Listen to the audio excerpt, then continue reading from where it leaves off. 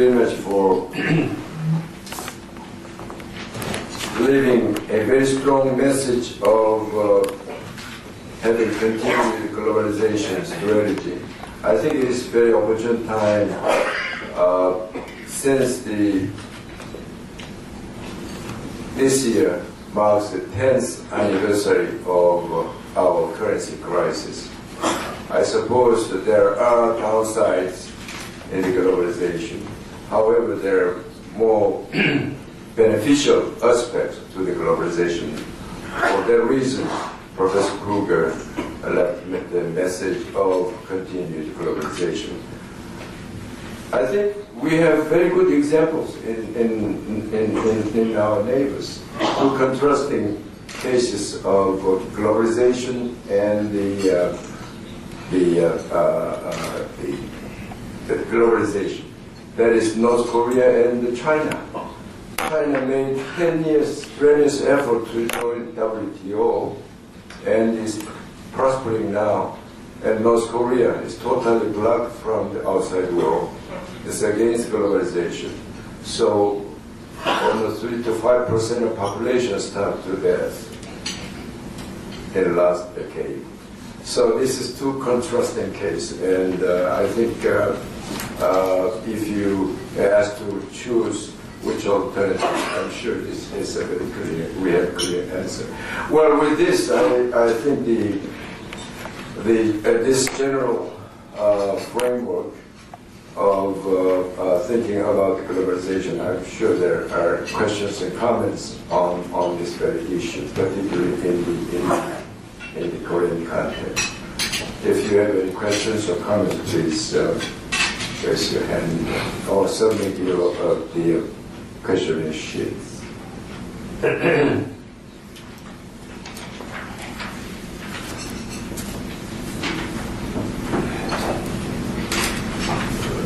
Yes, Professor Wang from John University. Thank you, Professor Krueger. That is very interesting. I'd like to make one question on capital flows, excessive capital flows. As you know, we are facing big problems, especially in China and Korea and so on. East Asia has received a tremendous amount of capital flows in this about 8 years so far, as in the early 1990s. Tremendous amount of capital, so we have big asset bubbles in China and Korea, in the stock market and real estate and everywhere. And now we are seeing that the bubble has started to burst right now. It's arguing that the yen carry trade liquidation started, and I think I see the next year there will be kind of I expect a substantial crash in asset bubbles. So I'd like to hear your comment, the suggestion, how how we should improve the international financial architecture to control this excessive flows and cyclical boom and bust cycle. And the low interest, zero interest in Japan, crashed by USA and the exchange rate mechanism. And zero interest triggers the bubble boom here, boom and bubbles, and then after some years bursting again. So it seems to be continuing cycle. So how do you redress the problem? Thank you. Well, that's obviously a good and important question. I'm not so sure there'll be a crash next year. But I'll leave that aside and get to the more important part of your question. One of the things that, obviously you can't talk about everything that happened to get us where we are in terms of improved economic performance, but one of the important ones has been improved functioning of the financial system. It's been absolutely critical. And getting the financial system to become a better and better intermediary to evaluate alternative risks and returns has been a major part of economic growth over the past 2 centuries. Now, it's true we still have cycles, but they are nothing contrasted with the cycles of the 19th century, when the huge financial panics could lead to drops in real income of some huge multiple of whatever we could get now. We've learned a lot. we do better than we did, there is still a way to go. There's a lot of discussion, as you probably know, in some of the press about what's happened and whether the bubble should have been the subject of direct monetary policy or not in some of the industrial countries, among them the United States and the United Kingdom. I think the verdict is still no, but there's some doubt about it. I think the verdict is becoming fairly clear that over the past 4 or 5 years, there was too much liquidity in world markets, and that's what's then led to the current conjuncture of things at that stage, and there are probably lessons in that. I did say the world is still an imperfect place. There's still a lot to learn. There's a lot to learn about international financial architecture of the financial system, how the derivatives markets integrate with each other, how they play in each other. One of the major things behind the current difficulties is that nobody knows who has what assets and liabilities on their balance sheets. Nobody knows where the risk has been apportioned to. Some of the banks have been surprised to discover that they have some of it. And it's, I think, the unknowing part of it that's the most important, and probably transparency, more transparency will be a big part of the solution. I don't think we'll ever get a world in which we get perfectly smooth growth forever. On the other hand, when was the last downturn? 2001, you might say, and before that, 1992, maybe. 1992 to 2001 is 9 years. Even if there's a downturn next year, it's 2001 to 2008. 7 years. That used to be that the recessions came in cycles in 3 and 4 years. We are doing better, and we're learning better, but there are still mistakes out there, and we have to learn from them, as we did from the Asian crisis and as we will from other things. So I don't think we have a perfect solution yet, but I do think we're doing better, and I do think we can talk about financial difficulties now, but think back to 1992 and remember the chaos in European financial markets at that time. This still was minor contrasted with that. So while there are issues there, I think that we've gotten the parameters so that the range of our mistakes is getting at least a little bit narrower. Yes. Yes.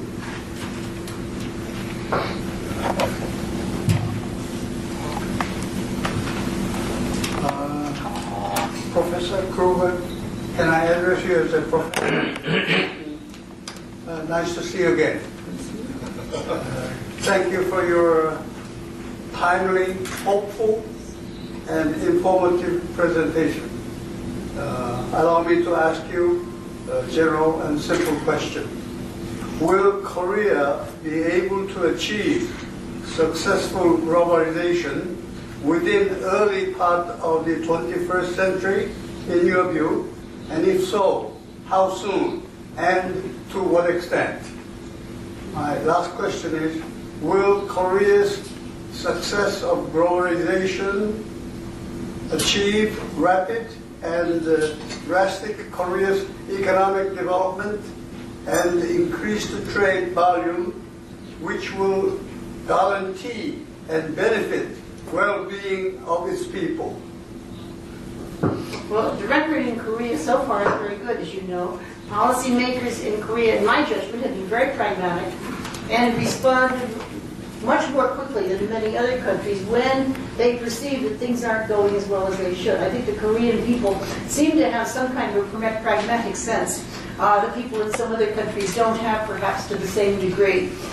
So I think that Korea will continue. First off, I think Korea has already done a lot by way of liberalizing. There is more to be done. But I think it will happen, and I think it will happen fairly soon.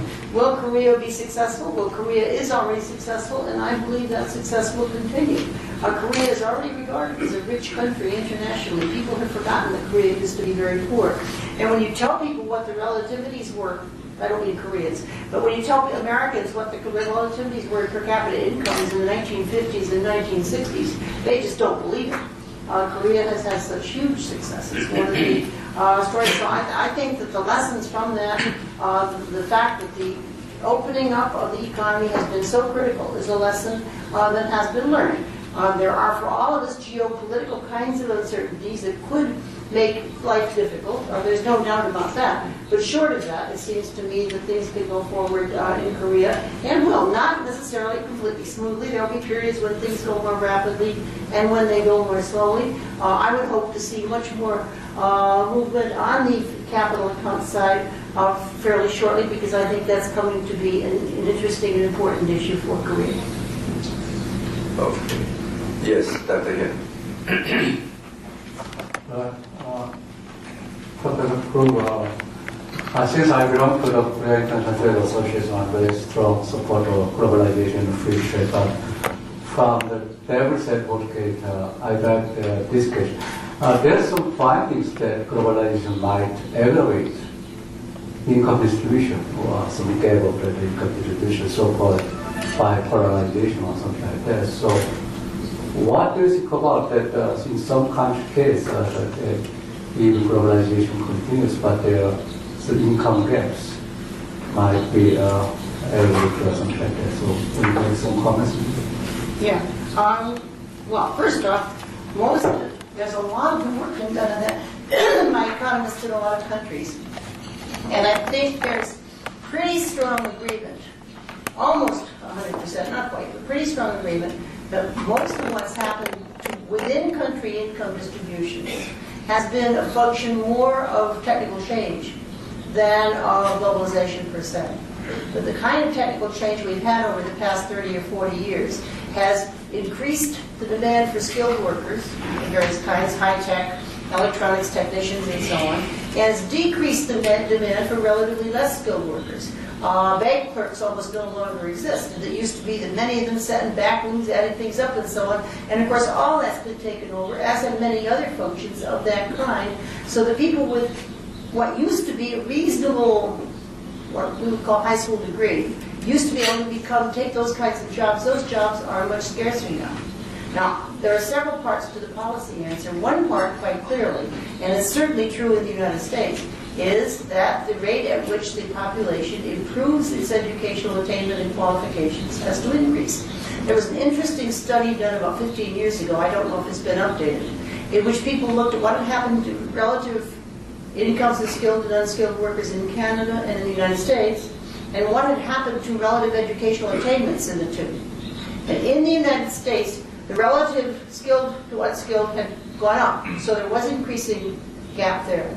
In Canada, it had not. Interestingly, Canada had increased its number of university graduates and its technical people much more rapidly than the United States. And if you put the two together, you said, okay, Canada kept the supply shifting towards skills with the demand, and the United States had not quite done so. And that's clearly improving educational qualifications of the population is important not only for income distribution, but for productivity growth itself. So I would see that as the central part of it. A second thing to be said, though, and I mentioned it in my talk, is if you look at the gap between skilled and unskilled workers now, it's much less than it was 100 years ago. What happened, in fact, is the skill gap, or the differential in compensation, was diminishing between skilled and unskilled workers until about 1980, and then it began increasing again. So it is larger than it was in 1980, but it is not what it was 100 years ago yet. If the trend keeps up, of course, it will get there. But again, I would say we need the education, we need to bring more people and give them the opportunity so that they too can take the jobs that are in increasing demand. Some jobs just don't exist anymore. Yes. Actually, one question sheet has been submitted. This also is something related to the question just posed by Dr. Hyun. His point is again the environmental issues and income distribution issues were not discussed in your presentation. And according to some survey, Indians and Filipinos have a high happiness index, or whatever, however defined. So his question is how you incorporate these the critical issues. And actually, yeah. Well, the environment one is interesting because all the evidence I know says that people like a nice, clean environment. But they also like to live, and so they eat, and then if they got some time left over and some money, then they go for things like cleaner environment and so on. And certainly that's been true in the industrial countries, but as they got richer, they paid more attention to environmental cleanup, and they have the resources to afford it. There's a lot of data on it. What per capita income is it at which people begin spending more on this? The evidence seems to be at about $5,000. And if that's right, for most things, and I know no evidence to the contrary, but it's not conclusive. If that's right, growth by itself means that there are more resources to be put into offsetting whatever the environmental harm is. It isn't as if the environmental harm was so great in London 300 or 400 years ago. I mean, there are different kinds of problems, but they're still there. It isn't as if low-income countries don't have environmental issues. They do. What the rich countries have is resources with which to begin addressing them. And I think there are things to be done there. Now, in addition to that, there are all kinds of other things that can be done internationally with sufficient cooperation, and there's much more talk now, as you know, about some of those kinds of things, how you might get cap-and-trade systems, how you might do other things that would indeed bring down carbon dioxide emissions, other particular particulates, and so on and so forth. And all of that's to be done. But the fact that we have an educated population, the fact that we have relatively well-to-do people who have, A, the education to appreciate the issue, and B, the resources with which to tackle it, seems to me to be part of the reason we're discussing it. There are things to be done there. Now, the happiness index really puzzles me. I do not know of any mass effort to migrate to India or the Philippines. People vote with their feet for what they want, and they vote the other way. I just don't understand where that one is coming from. It's so counter to everything we see. The United States has no barriers whatsoever. Anybody who wants to could leave. Yeah. And as you know, about the country, they may check on whether you paid income tax, but that's about it. The United States is worried about letting people in. Well, there's some other countries for which the opposite is true. Now, happiness index or no happiness index, I take how people vote with their feet to be a better indicator of what's going on. Very good. Yes. Professor Krueger, my name is Ernest Lee. I'm also teaching digital economics at the university. So in the course of globalization, I understand that digitalization is quite a critical factor. To some extent, Korea has achieved, dramatical progress in this regard. But we also humbly accept, in many aspects, Korea has a lot of things to do in terms of globalization. So we humbly would like to have your advice. What are critical barriers for Korea to become more globalized country? Thank you. Well, you said to some extent Korea has been a success. I would have said to a huge extent Korea has already been a success. I mean, I think everybody here doesn't understand how well Korea has performed relative to many other countries. So my first comment would be before that. All of us have more to do.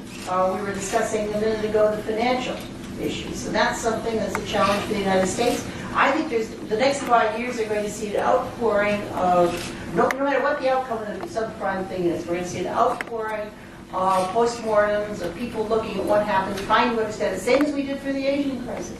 We are people, human beings are learning individuals, and we learn from what's happened, and there's going to be a lot to learn from this. It's also true that as real incomes have gone up and as economies have become more complex, new issues have arisen, and they always have to be addressed in some kind of policy format. At the moment, you may have seen there's even Martin Wolf, who's a very sensible commentator, coming out and raising the issue of narrow banking again, where there be 100% backing of money in the banks per se. These issues are all arising, and it may very well be that we see some reforms, not just Korea, not just the United States, but all of us, as we learn more about that. I don't want to talk about what should be the next specific things for Korea, because I truthfully am not that current as to where things are. I would guess that more openness on capital account is important.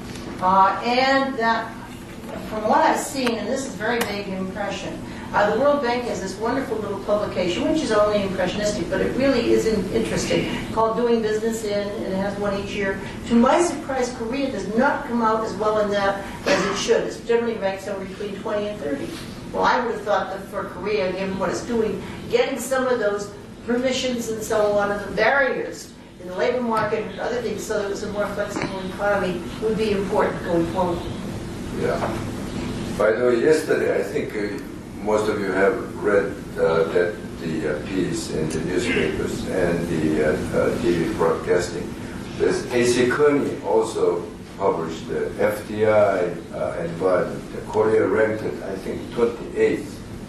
The first was China and India and the United States, UK and this goes down. Korea 28.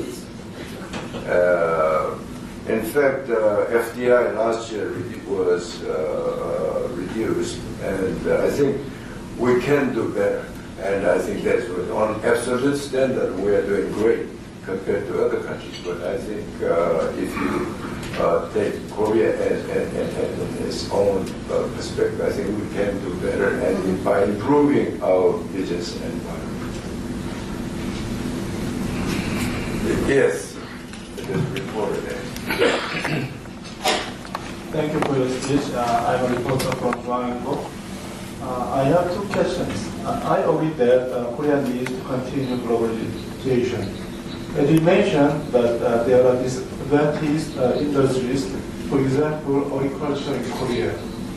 Korea government wants to give a subsidy and protect for some time, even after opening up the market. Do you support Korean government's strategy to subsidize and to protect? My second question, Korea and U.S.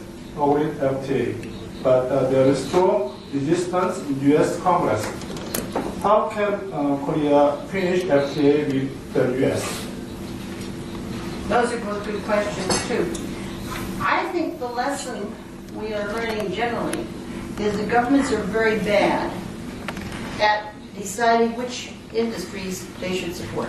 This is not a function that governments do very well. In fact, I think the lesson is that even if I otherwise might be a very good business person and I might very well go into some business, and the government tells me we're going to support you in doing it, I won't do it as well because I've got the government behind me and my motivation is a little less. I think the strong evidence is that governments have so much to do that they are better at, that they shouldn't be trying to pick the winners. And when they try to pick winners, they very often pick losers.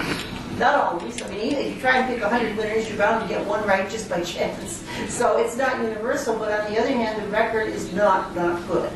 But governments, I was just talking about education. The role of government in education is important. The role of government in supporting basic research is important. The role of government in making sure there's an appropriate regulatory framework, which on the one hand lets people take initiatives and encourages the competition, but on the other hand does set a commercial code and so on within which people can have reasonable expectations, is hugely important. And my guess is that there's plenty there to keep all of our governments quite busy without them getting their hands on trying to pick the winners. I still like to go back to the 1980s when the Americans were very worried about Japanese competition. At that time, high-definition television was supposed to be the latest thing. And within the United States, there was a big move that the United States should have the government get into the HD TV, and we should subsidize it and all that to help to prevent the Japanese from taking over. Well, somehow or other, those of us who were on the side of free trade managed to win by that much, that argument. And the American government did not get into the game, and guess what? The Japanese first round didn't do too well, and when the American firms got into it, they did quite well. It was just one of those things where if the American government had gotten in, it would have been a wonderful favor to the Japanese, but I don't think it would have done much for either the quality of television sets we all have now or for the American companies in it. So I guess I think staying out of the picking the winners in the individual industry game is important, but providing a level playing field and all the things that go with that is equally important, and there's plenty to do there. Getting rid of barriers is huge. The second thing was your question about the FTA. I wish I could tell you or explain to you why a strong economy like America is so threatened that people are scared stiff of competition from Peru or Panama. There's something going on that's very strange and obviously doesn't seem to have very much to do with what I perceive to be the realities of the economies. On the other hand, it's also true that in the past week, is a week or week and a half, I lose track of time, the Peruvian FTA went through Congress to the surprise even of the administration. It got out of committee, it was voted very fast, and it's done. I think that may tell something to the politicians even, that there's a lot of noise there and not quite as much, and that the resistance may not be as strong as some of the rhetoric says. Even some of the congressmen who say less than good things about the Peruvian deal went along, and it looks as if the Colombian may be coming on board too. So I'm hopeful that there's that. Now, one of the things that does hurt in the U.S. argument is when people like me who say, look, we ought to be free trade, why are we against this? This is stupid. They say, but look, even people in Korea are protesting. People in Korea don't want it. Why should you want it? It hurts the workers in both countries. Well, I don't think it hurts American workers. And I also don't think it's going to hurt Korean workers. But if the Korean workers are saying it does, it helps those who want to oppose it in America. So if you ask what Korea can do, to the extent that the evidence is there as to what the benefits will be, and that can be made known, that will help. It can't hurt. Yes. Back there, yes. Yes. Student at KDI. Hi, I'm Alex. I'm a student at Krueger University. I want to play the devil's advocate here. I apologize in advance. But my professors often put forward Korea as a successful example of protectionism. Like I said, I apologize. But for example, in the automobile industry, in the beginning, there was lots of subsidies for the automobile industry. And there's a very famous case where if a Korean bought a foreign car, then they would get a tax on it. So I assume that you would argue that Korea would be further along without these protectionist barriers. Would you care to comment on that? Well, it's my understanding that in the early days, we have people here who know a lot more about it than I do, Kim Gun-jae, and so on and so forth, but in the early days of Korean rapid growth, while it is true that the government wanted to encourage exports, it would encourage anybody who could do it. Yes, there was the so-called credit subsidy, there were tax subsidies, there was an exchange rate for so many won per dollar that you got. But it was absolutely uniform per dollar of export. It was not, we will pick this industry, we want this, we don't want that. Things got exported that nobody expected to. They got encouragement once they did it. It was almost as if there was an export theory of value, which at that time, from what I understand, was probably not very wrong. Exports were 3% of GDP, imports were 15%. Of course you needed to shift resources toward exports, and the incentives were very strong to do that, and that was right. Now, there have been some efforts to encourage industries, specifically, that have been more successful than others. You may know about the heavy and chemical industry drive, which was not one of Korea's finer moments. But what I would argue is that the Korean policymakers, when it became clear that that was not doing what it should, backed off quite quickly. They did not persist in trying to make that thing work in the same way that they were trying to make it work. And that was, I think, for Korea very fortunate. There's been that's what I meant by the pragmatism, not the mistakes weren't made. On automobiles, yes, there were very high taxes on autos and so on and so forth, especially for it. And I think at one time when they tried to open up, there was even a Department of Transportation requirement that each foreign auto had to be test-driven 10,000 miles before it could be sold in the Korean market. All kinds of things happened there. On the other hand, it's also true that the early efforts to get the auto industry going, from what I know, were not successful. And it wasn't until later, when foreign direct investment was permitted, then in fact, this is one of the, I would have thought, shining cases for the opening of the capital account and recognition that different companies have different core competencies and you need to be able to pull from where it's best. And until that happened, the auto industry and some others did not do well. Okay. Any last question?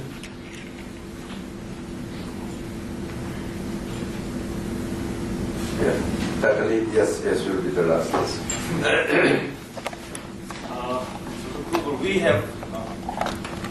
We have election just a few days from now, and I hear that almost all of the candidates are promising that if he's elected, he will raise our Korea's potential growth rate from the current 4 or 5% level to 7%, 8%.